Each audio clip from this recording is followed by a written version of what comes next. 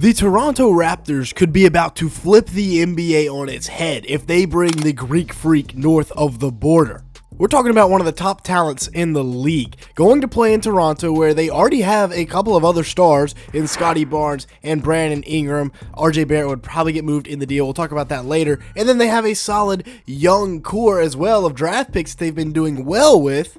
The Raptors really might have something. And Giannis, around the league, he is consensus top 3, probably top 2. A lot of people have him above SGA and only behind Nikola Jokic, and honestly, this is how I would have him ranked in order. Shea is great, don't get me wrong, but I think Giannis, just a different level of dominance, averaging 30.4 points, 12 rebounds, 6.5 assists, 1.2 blocks, and a steal.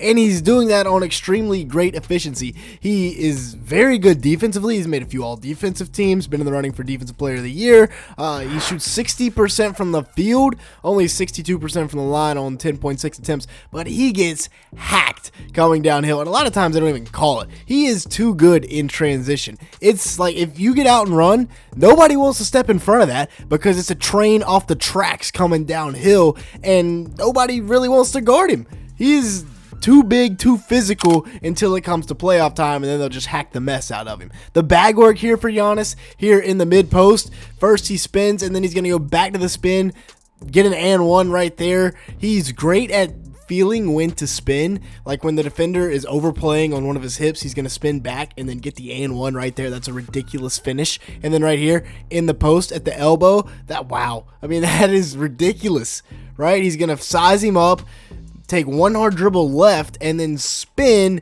and go off of 1 foot and dunk on the dude.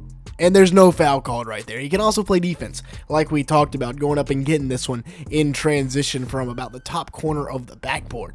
And oh yeah, if he's hitting threes, just don't even try to guard him. Now, looking at what the trade would look like, obviously Giannis, top 3 player in the league. He's only 30, he's still in his prime for a couple more seasons, maybe 3 or 4.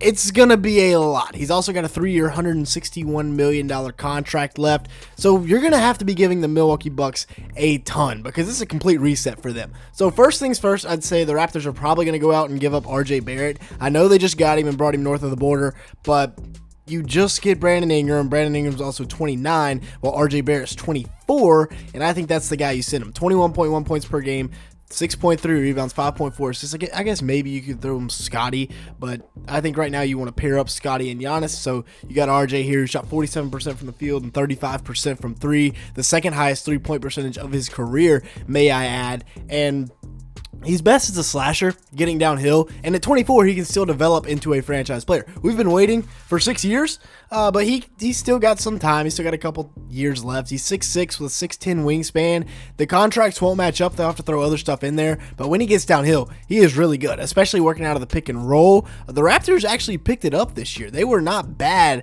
the second half of the season. They just started off horrifically, kind of like the Blazers, and Barrett was better the second half of the year, and that had a big role in that.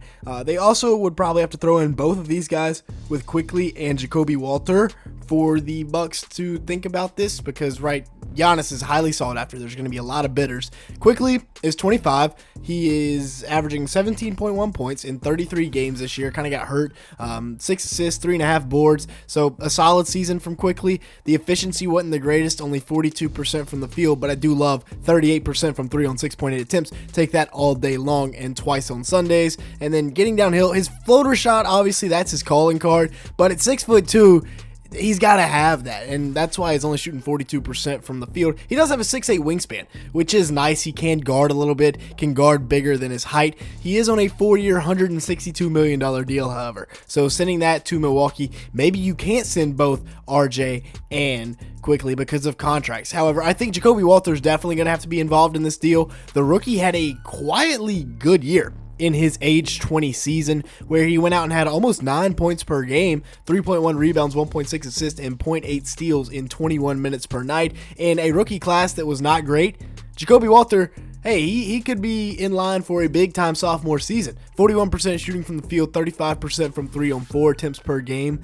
and If he's knocking down threes, if he gets up to 37, 38% next year, that'll be nice. It'll be a nice guard prospect that the Bucks can get back and develop because, like I said, if they trade Giannis, they're completely punting. It's a franchise reset. So you got to have that, and then you also got to have draft capital on top of the young guys. So Toronto has plenty of that, which is good for Toronto. They have one of the cleanest draft sheets in the league as they have their first round pick in 2026, 27, 28, 29, and 2030, as well as 2031. So they can throw any of those picks in there. You could throw 3 first-round picks, plus this year they have the number 9 overall pick. So you talk about a franchise reset, and Milwaukee can go out and get somebody like a Knippel, who is from Wisconsin originally. That's where he grew up, where he went to high school, so you can keep him in state. Obviously, fantastic shooter, maybe the best shooter in this draft class, and the best off of 2-foot player in this class. Maybe the best off of 2 feet player I've ever seen. You got Malawach, who you could go out and get, although he's not really a franchise player. He's more of a defensive anchor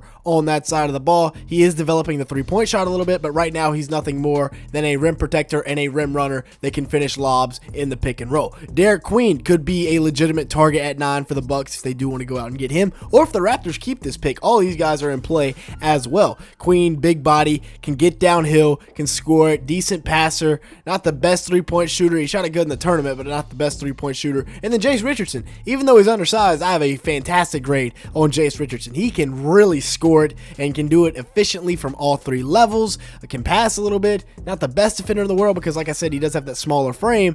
But still, if this is the framework for the Giannis trade with Quickly, RJ, and Jacoby Walter plus like Derek Queen and then 2 future firsts, I mean, I feel like the Bucks might have to take that, although they could get some better offers elsewhere, maybe more picks.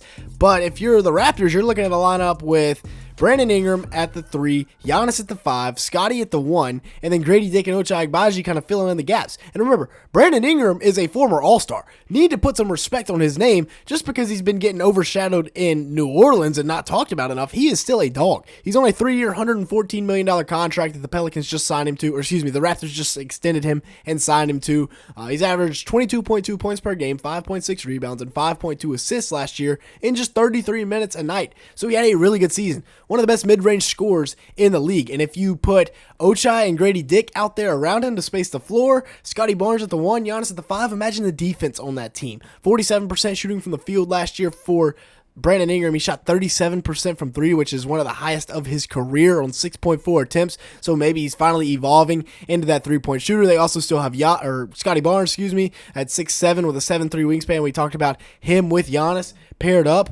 Could be really fun. He's coming off a season where he averaged 19.3 points, 7.7 rebounds, 5.8 assists, 1.4 steals, and a block per night while being great defensively. The only problem is he only shot 45% from the field and 27% from 3, which is egregious. Grady Dick, on the other hand, he had a pretty solid sophomore year.